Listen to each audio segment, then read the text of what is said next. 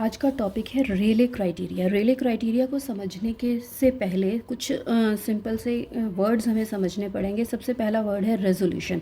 अभी resolution word हमने पढ़ा हुआ है, इंग्लिश में भी हमने पढ़ा हुआ है कि रेजोल्यूशन क्या होता है। रेजोल्यूशन बेसिकली क्या है कि किसी भी झगड़े का निपटारा करना। अब मान लीजिए कोई दो बंदे झगड़ रहे हैं और झगड़ते हुए वो एक दूसरे के साथ बिल्कुल प्रॉपर झगड़ गुत्थम गुत्था है और हमें पता ही नहीं चल रहा कि कौन कहाँ पर लोकेट कर रहा है। तो क्या है कि उस केस को हम बोल रहे हैं यहाँ पर कि ये अनरिजोल्व केस है, लड़ाई चल रही है। उसके बाद कोई एक समझदार बंदा गया और उसने कहा कि भाई अलग अलग हो जाओ, और उसने उनको उस लड़ाई के साथ लड़ाई के बीच में उनको तुरंत थोड़ा सा अलग कर दिया, जस्ट रिजॉल्व कर दिया। तो वो वाला जो केस है that is called just resolve. अब लड़ाई ख़त्म हो चुकी है, एक अपने घर जा रहा है, दूसरा अपने घर जा रहा है, तो दोनों दूर दूर जा रहे हैं एक दूसरे से, that is called well resolve case. तो ये तीन तरह के यहाँ पर केसेस हैं। सिंपल सी चीज़ है कि मान लीजिए मेरी कोई ज़मीन है, मेरी ज़मीन के ऊपर आकर मेरा घर बना हुआ है और मेरी ज़मीन के ऊपर आकर मेरा सामान रखा हुआ है उसके ऊपर, और उसमें आकर कोई और दूसरा अपना सामान रख रहा है। तो अब वहाँ पर क्या होगा?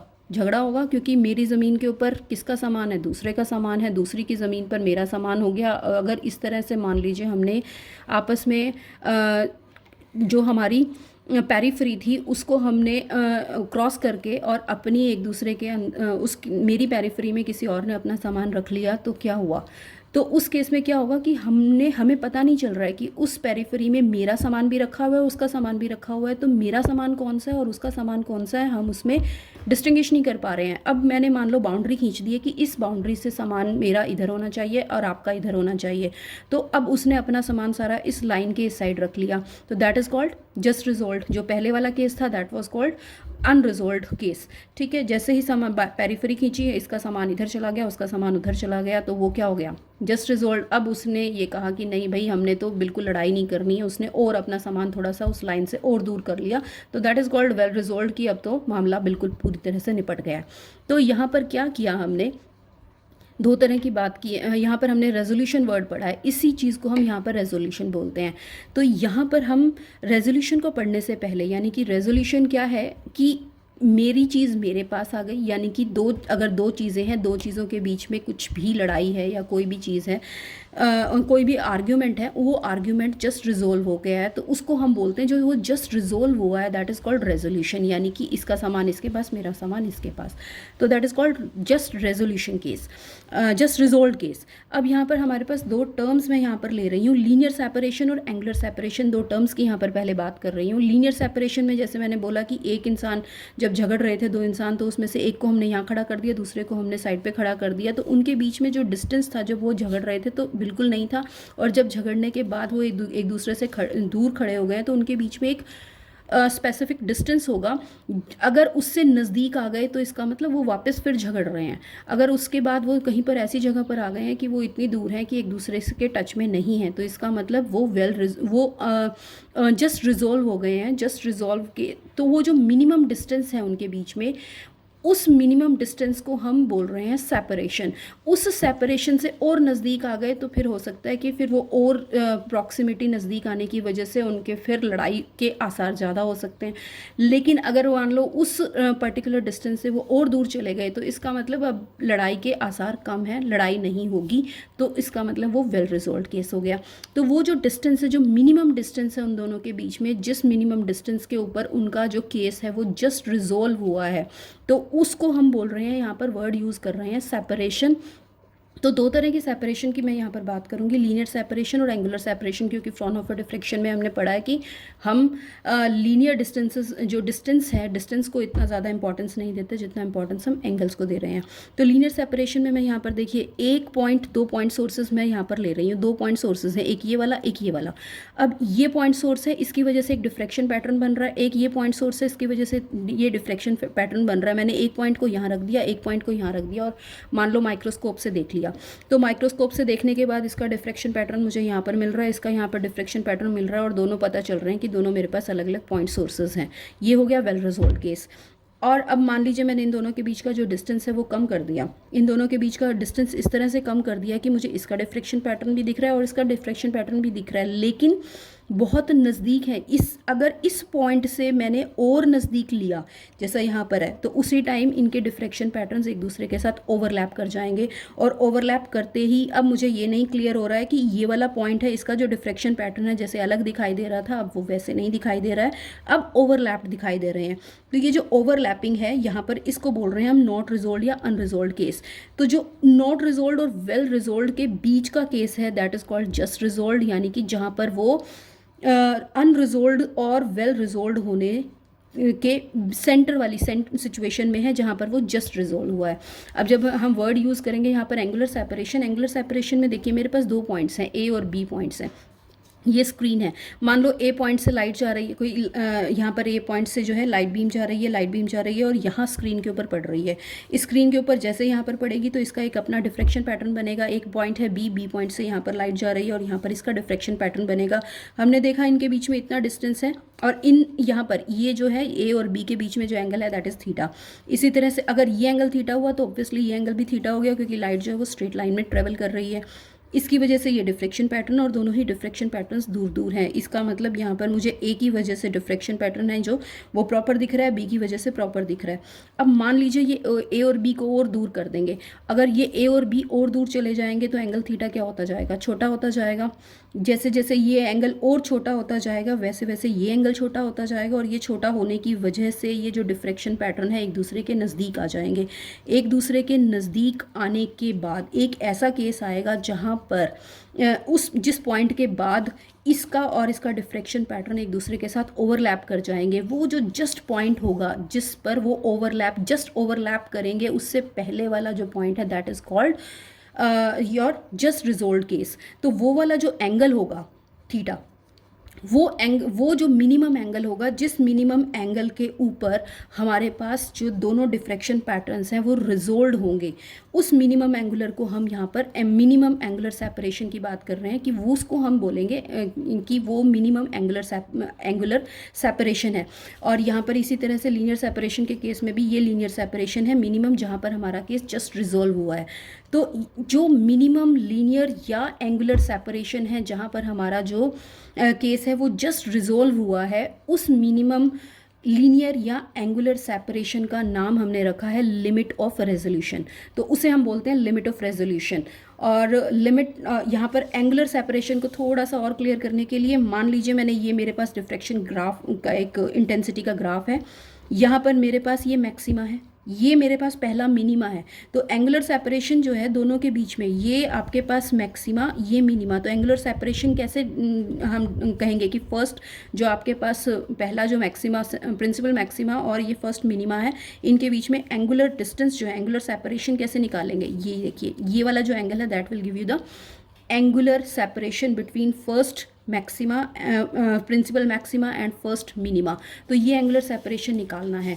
अब यहाँ पर मैं टर्म यूज़ कर रही हूँ सबसे पहले रिजॉल्विंग पावर। तो रिजॉल्विंग पावर अभी मैंने आपको बताया कि रिजॉल्विंग पावर पहली बात किसी भी एक ऑप्टिकल डिवाइस की होती है। ऑप्टिकल डिवाइस जो है उसकी रिजॉल्विंग पावर है, और एक ऑप्टिकल डिवाइस के लिए अगर हमने रिजॉल्विंग पावर को डिफाइन करना है तो resolving power is defined as its ability, its means optical device की एबिलिटी है to separate the spectral lines of two closely lying sources, यानी कि जो दो नज़दीक सोर्सेज पड़े हैं उन दोनों सोर्सेज का जो स्पेक्ट्रल लाइन बन रहा है, उनका जो डिफ्रैक्शन पैटर्न बन रहा है, उन्हें अलग करने की जो एबिलिटी है that is called resolving power. और जो सेपरेशन है स्पेक्ट्रल लाइंस का, यानी जो ये प्रोसेस है सेपरेशन का, दैट इज कॉल्ड रेजोल्यूशन।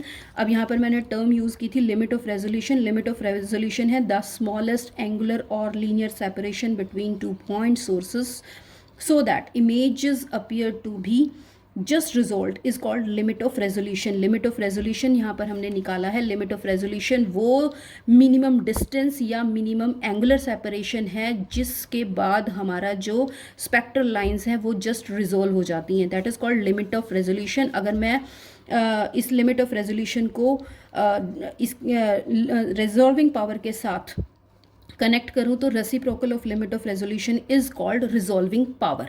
तो इसे हम बोलते हैं रिजॉल्विंग। अब ये रिजॉल्विंग पावर के बाद अब हमें पता चला कि रिजॉल्विंग पावर होती क्या है। रिजॉल्विंग पावर हमने पढ़ लिया, लिमिट ऑफ रेजोल्यूशन हमने पढ़ लिया है। अब हमने रेले क्राइटेरिया पढ़ना है। तो रेले क्राइटेरिया क्या कहता है, हमने रेले क्राइटेरिया में हमारे पास 3 केसेस हो गए जो हमने अभी पढ़े हैं। पहला अनरिजोल्व केस, दूसरा है आपके पास जस्ट रिजोल्व केस, और तीसरा केस जो है आपके पास that is well resolve case. अब ये केसेस बनते कैसे हैं, तो जो रेले क्राइटेरिया है वो हमें जो जस्ट रिजोल्व वाला जो केस है उसके बारे में बता रहा है कि the 2 point sources are regarded as separated और जस्ट रिजोल्व, यानी कि कब बनेंगे ये कि जो आपके पास जो 2 सोर्सेज हैं, जो 2 पॉइंट सोर्सेज हैं, उनकी वजह से डिफ्रैक्शन पैटर्न जो हमें मिल रहे हैं वो 2 डिफ्रैक्शन पैटर्न के बीच में आपके पास कोई भी किसी भी तरह का ओवरलैपिंग ना हो, उस केस में हम बोलेंगे जस्ट रिजोल्व। तो जस्ट रिजोल्व कब बनेंगे, जब आपका पहली जो इमेज बन रही है उसका प्रिंसिपल डिफ्रैक्शन मैक्सिमा दूसरी इमेज के फर्स्ट मिनिमा को कोइंसाइड करे या वाइस वर्सा। तो उस केस में आपके पास जो दोनों डिफ्रैक्शन पैटर्न्स हैं, दोनों इमेजेस हैं, वो आपको बिल्कुल प्रॉपर दिखाई देंगी। और उस जो आपके पास वो वाला जो पॉइंट होगा जहाँ पर आपके पास जो ये जो आपके पास फर्स्ट प्रिंसिपल डिफ्रैक्शन मैक्सिमा है जब वो कोइंसाइड करेगा मिनिमा के साथ, तो उस पॉइंट को, उस कंडीशन को बोल रहे हैं रेले क्राइटेरिया ऑफ रेजोल्यूशन। उस टाइम पे आपके पास जो ऑब्जेक्ट है उसकी इमेजेस जस्ट रिजॉल्व हो जाएंगी। अब यहाँ पर हम इसको डिस्कस कैसे करेंगे, तीनों जो हमने अभी बात की है। सबसे पहले हम नॉट रिजॉल्व की बात करेंगे।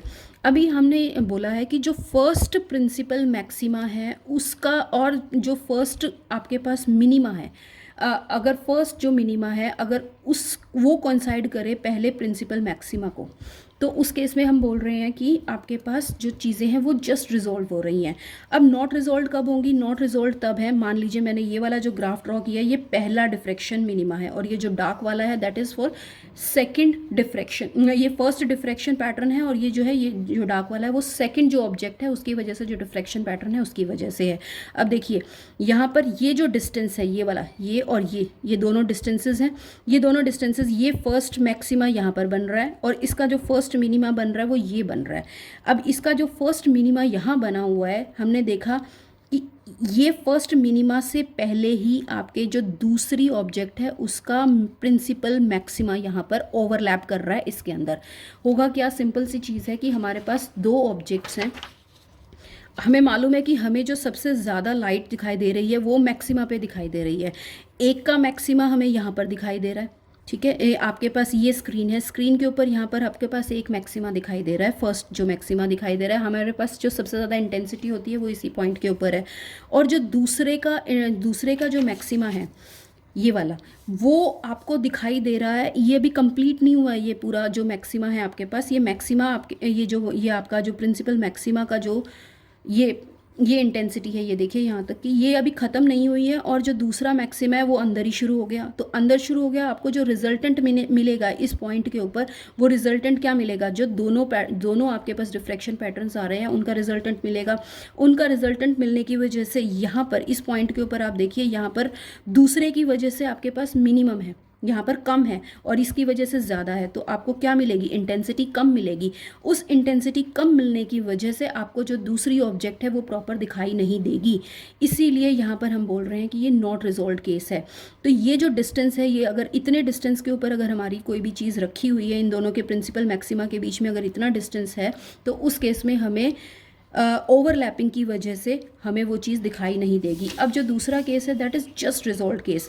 जस्ट रिजॉल्व्ड केस जो रेले क्राइटेरिया बता रहा है वो ये कह रहा है कि जो फर्स्ट मैक्सिमा आया आपके पास, प्रिंसिपल मैक्सिमा आया पहले की वजह से, और जो दूसरा प्रिंसिपल मैक्सिमा है वो पहले वाले के डिफ्रैक्शन जो आपका पैटर्न बनेगा उसके फर्स्ट मिनिमा के ऊपर लाई करेगा। तो ये वाला जो डिस्टेंस है दोनों के बीच में, ये वो मिनिमम डिस्टेंस है जिस डिस्टेंस पर आपके पास, अगर हम ये सेपरेशन है, ये वो मिनिमम सेपरेशन है जिस सेपरेशन के ऊपर हमें दोनों पॉइंट्स अलग अलग दिखाई देंगे। अगेन यहाँ पर आपके पास ये पहला मैक्सिमा मिल रहा है, यहाँ पर आपको ब्राइटनेस दिखाई देगी। दूसरा जो है ये यहाँ पर मिल रहा है, पहले की वजह से यहाँ पर आपके पास जीरो इंटेंसिटी है, इस वजह से आपके पास ये वाले पॉइंट के ऊपर मैक्सिमम इंटेंसिटी दिखाई देगी। आपको दो इंटेंस पॉइंट दिखाई देंगे, दो ब्राइट पॉइंट दिखाई देंगे अलग अलग, इसीलिए इस पॉइंट के ऊपर हमारे पास जस्ट रिजोल्व केस हो गया। अब उसके बाद हम बोल रहे हैं वेल रिजोल्व। अगर इस डिस्टेंस को और बढ़ा लेंगे, ये वाला जो डिस्टेंस है इसे और बढ़ा लेंगे, तो हमारे पास ये जो सेपरेशन है दोनों मैक्सिमा के बीच में, वो सेपरेशन और बढ़ जाएगा और उसकी वजह से हमारे पास दोनों पॉइंट्स अलग अलग अच्छे से दिखाई देंगे।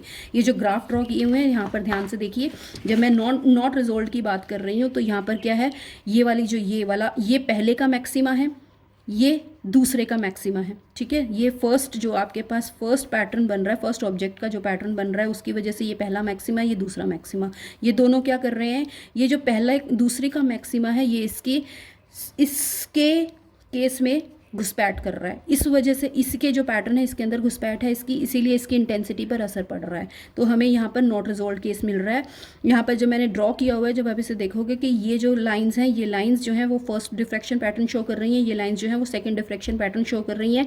इसका पहला जो प्रिंसिपल मैक्सिमा है वो ये दिख रहा है, इसका प्रिंसिपल मैक्सिमा ये दिख रहा है, ठीक है। उसके बाद जो सेकंड मैक्सिमा है वो ये दिखाई दे रहा है, इसका फर्स्ट मिनिमा ये दिखाई दे रहा है और इस फर्स्ट मिनिमा से पहले ही इसका यहाँ पर हमें सेंट्रल मैक्सिमा दिखाई दे रहा है। तो इस तरह के ये जो केसेस हैं ये नॉट रिजोल्व है। जब हम जस्ट रिजोल्व की बात कर रहे हैं, जस्ट रिजोल्व में क्या है कि ये फर्स्ट आपको मैक्सिमा दिखाई दे रहा है पहले ऑब्जेक्ट का, और ये फर्स्ट प्रिंसिपल मैक्सिमा दिखाई दे रहा है जो आपकी दूसरी ऑब्जेक्ट है, और जो इसका मैक्सिमा है वो इसके मिनिमा के साथ कोइंसाइड कर रहा है। इसी तरह से जहाँ पर इसका मैक्सिमा आएगा वहाँ पर इसका मिनिमा, और जहाँ पर इसका मिनिमा आएगा वहाँ पर इसका मैक्सिमा आपस में कोइंसाइड करेंगे। That is called just resolve case. उसके बाद है वेल रिजोल्व। वेल रिजोल्व के केस में क्या है कि ये देखिए यहाँ पर इसका फर्स्ट मिनिमा है, इसके फर्स्ट मिनिमा के बाद इसका प्रिंसिपल मैक्सिमा है सेकंड का। तो फर्स्ट मिनिमा जो आपकी पहली चीज़ है, पहली ऑब्जेक्ट है, उसके फर्स्ट मिनिमा के बाद आपके पास सेकंड जो सेकंड ऑब्जेक्ट है उसका प्रिंसिपल मैक्सिमा आ रहा है। यानी कि आपको पहले अंदर रोशनी दिखाई दे रही है, उसके बाद बाहर अंधेरा दिखाई दे रहा है। यहाँ तक तो फर्स्ट का इन्फ्लुएंस है, उसके बाद जाकर सेकंड का इन्फ्लुएंस शुरू हो रहा है कि उस अंधेरे के बाद फिर आपको एक और ब्राइटनेस दिखाई दे रही है। तो ये हो गया वेल रिजोल्व केस। तो इस तरह से हमारे पास ये 3 तरह के केसेस हैं, और रेले क्राइटेरिया ये जस्ट रिजोल्व जो केस है इसको बता रहा है कि जस्ट रिजोल्व केस तब होगा जब हमारे पास ये वाला कंडीशन होगा कि जो आपका जो प्रिंसिपल मैक्सिमा है वो पहले फर्स्ट मिनिमा के साथ कोइंसाइड करेगा। जस्ट रिजोल्व केस, इससे पहले इससे ये जो डिस्टेंस है अगर ये इससे कम होगा तो that is called not resolve case, अगर ये डिस्टेंस इससे ज़्यादा होगा तो that is called well resolve case. अभी ये जो डिस्टेंस है that can be a linear separation, that can be N angular separation. अभी मैं एंगुलर सेपरेशन की जब हम बात कर रही हूँ तो मैं क्या कह रही हूँ कि सिंपल यहाँ पर एक पॉइंट है, इस पॉइंट से लाइट जा रही है, यहाँ पर मेरे पास प्रिंसिपल मैक्सिमा बन गया और इधर मेरे पास फर्स्ट मिनिमा बन गया। अब जो रेले क्राइटेरिया वो ये कह रहा है कि इस फर्स्ट मिनिमा पर जो दूसरी ऑब्जेक्ट होगी उसका प्रिंसिपल मैक्सिमा बनना चाहिए। तो उन दोनों के बीच में जो एंगुलर सेपरेशन है वो एंगुलर सेपरेशन सपोज थीटा है, यानी कि फर्स्ट प्रिंसिपल मैक्सिमा पहली चीज़ के लिए, जो दूसरा प्रिंसिपल मैक्सिमा है वो यहाँ होना चाहिए। लेकिन फर्स्ट के केस में ये यहाँ पर फर्स्ट मिनिमा है। अब ये फर्स्ट मिनिमा होने की वजह से मेरे को मालूम है कि जो कंडीशन है that is a sine theta is equal to n lambda, ये हमने कंडीशन लिखी है फॉर मिनिमा। अब ये फर्स्ट मिनिमा है तो एन जो है वो आपके पास 1 हो गया। अब फर्स्ट मिनिमा है, आपको मालूम है जो थीटा है, जो एंगुलर सेपरेशन है थीटा वो भी कम होनी चाहिए, दैट इज़ वेरी स्मॉल। तो sine theta can be written as theta, तो साइन थीटा को थीटा लिख सकते हैं। Theta can be written as, यहाँ से देखिए एन को 1 लिख दिया तो मैंने लिखा theta is equal to lambda upon a. यहाँ पर ये जो है दिस थीटा, ये क्या हुआ, ये एंगुलर सेपरेशन हो गया, मिनिमम एंगुलर सेपरेशन, क्योंकि यहाँ पर आपके पास पहला प्रिंसिपल मैक्सिमा है पहली चीज़ के लिए, यहाँ पर आपके पास दूसरा फर्स्ट प्रिंसिपल मैक्सिमा है दूसरी चीज़ के लिए। इन दोनों के बीच में जो एंगुलर सेपरेशन है दैट इज़ थीटा। ये अगर इससे पहले आपका जो थीटा है अगर इस चीज़ से छोटा हुआ तो आपके पास ओवरलैपिंग हो जाएगी, इस थीटा से बड़ा है तो आपके पास वेल रिजोल्व केस हो जाएगा। तो ये जो थीटा है this is known as minimum angular separation, और मिनिमम एंगुलर सेपरेशन को ही हम बोल रहे हैं लिमिट ऑफ रेजोल्यूशन। तो यहाँ से मेरे को लिमिट ऑफ रेजोल्यूशन इस फॉर्मूले से मिल रहा है, तो this is known as limit of resolution, and limit of resolution जो है that depends on lambda and a. तो ए क्या है यहाँ पर, ए आपको याद होगा, A is the width of aperture. जो आपके पास अपर्चर है, जो हमने स्लिट ली थी, स्लिट की विड्थ ली थी, स्लिट यहाँ पर जो हमने यूज़ की थी वो थी आपके पास रेक्टेंगुलर स्लिट। अगर मैं यहाँ पर सर्कुलर अपर्चर ले रही हूँ, जैसा कि मैं टेलीस्कोप के केस में या आँख के केस में ले रहे हैं हम लोग, तो वहाँ पर हम लोग कॉन्वेक्स लेंसेज लेते हैं, ठीक है। तो लेंसेज जो होते हैं वो हो गए आपके पास सर्कुलर अपर्चर। अगर सर्कुलर अपर्चर की बात करें तो एरी ने एक टर्म यहाँ पर, जो ये वाली केस है, इसके अंदर एक टर्म एक्स्ट्रा ऐड की थी, दैट इज़ 1.22। तो जब सर्कुलर अपर्चर होंगे आपके पास तो हम थीटा की वैल्यू इस तरह लिखेंगे, अगर रेक्टेंगुलर अपर्चर या प्लेन अपर्चर है तो हम थीटा की वैल्यू ये लिखेंगे। यहाँ पर हमने देखा कि जो थीटा है that is inversely proportional to the width of aperture. अब अपर्चर अगर छोटा है तो थीटा बड़ा हो गया, अपर्चर बड़ा है तो थीटा छोटा हो गया, इन्वर्सली प्रोपोर्शनल आपको दिखाई दे रहा है। इसका मतलब लिमिट ऑफ रेजोल्यूशन जो है वो बढ़ जाएगी अगर अपर्चर छोटा है। छोटी विड्थ है तो लिमिट ऑफ रेजोल्यूशन बढ़ गया, और लिमिट ऑफ रेजोल्यूशन बढ़ गया तो रिजॉल्विंग पावर घट जाएगी, क्योंकि limit of resolution inversely reciprocal है आपका रिजॉल्विंग पावर का। तो ए बढ़ गया, थीटा घट गया, थीटा घट गया तो रिजॉल्विंग पावर बढ़ गई। तो रिजॉल्विंग, जब हमने अपर्चर को स्मॉल ले लिया तो रिजॉल्विंग पावर जो है हमारे पास वो बढ़ जाती है। और साथ में हमने यहाँ पर इस फॉर्मूले से देखा कि जो आपके पास लिमिट ऑफ रेजोल्यूशन है that also depends upon lambda. ज़्यादा लैम्डा होगा तो आपके पास थीटा ज़्यादा होगा, थीटा ज़्यादा हो गया तो रिजॉल्विंग पावर कम हो जाएगी। तो ब्लू के लिए या रेड के लिए हमारे पास रिजॉल्विंग पावर्स अलग अलग आती हैं। तो ये यहाँ पर इस कंडीशन को यहाँ पर हम सॉल्व कर रहे हैं। इससे ये चीज़ समझ रहे हैं कि थीटा जो है that is directly proportional to lambda and theta is inversely proportional to a. A is called width of aperture. जिसकी आँख छोटी है तो उसके लिए ए क्या हो गया, छोटा। जिसकी आँख बड़ी है उसके लिए ए क्या हो गया, बड़ा। तो उसी तरह से आँख छोटी बड़ी होने की वजह से भी हमारी जो लिमिट ऑफ रेजोल्यूशन है वो वेरी कर रही है। तो ये चीज़ है यहाँ पर। अब सर्कुलर अपर्चर जब मैंने बात की है तो थीटा, जब हमने सिंपल एक माइक्रोस्कोप या टेलीस्कोप के सामने कोई ऑब्जेक्ट रख दिया तो हमें मालूम है कि हमारे पास जो लेंसेज हैं, लेंसेज का जो सर्कुलर अपर्चर है, जो कॉर्नर्स हैं, कॉर्नर से लाइट टकराएगी और डिफ्रेक्शन पैटर्न प्रोड्यूस करेगी, और उस डिफ्रेक्शन पैटर्न की वजह से जो हमें दिखाई देगा, उस डिफ्रेक्शन पैटर्न का रेजोल्यूशन, हमने उन दो जो चीज़ें हम दिखाई दे रही हैं, अगर हम दो पॉइंट सोर्सेज अगर हम एक साथ देख रहे हैं और उन 2 पॉइंट सोर्सेज को अलग अलग हमने देखना है, तो हमें इस तरह के डिस्टेंस पर उसको रखना पड़ेगा, एक मिनिमम डिस्टेंस पर रखना पड़ेगा ताकि वो हमें अलग अलग दिखाई दे, क्योंकि डिफ्रेक्शन हो रहा है आपके सर्कुलर अपर्चर से टकराने के बाद।